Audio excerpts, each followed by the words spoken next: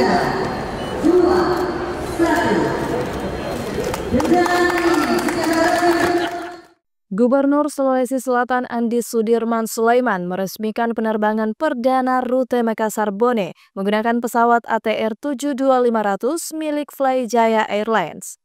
Penerbangan bersubsidi ini merupakan program pemerintah Provinsi Sulawesi Selatan. Pemprov Sulsel berupaya meningkatkan akses transportasi udara yang lebih terjangkau bagi masyarakat, sehingga pesawat ATR 72500 yang berkapasitas 72 penumpang ini diharapkan dapat menjadi solusi konektivitas baru antara Makassar dan Bone.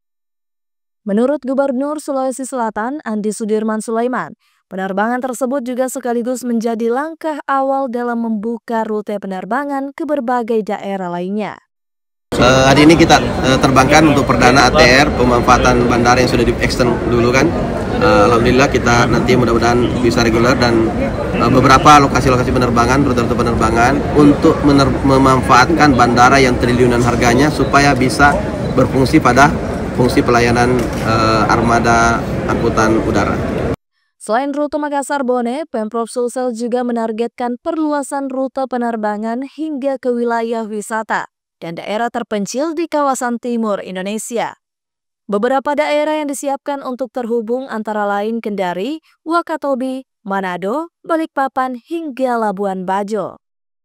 Kita akan lihat nanti pergerakan penumpangnya.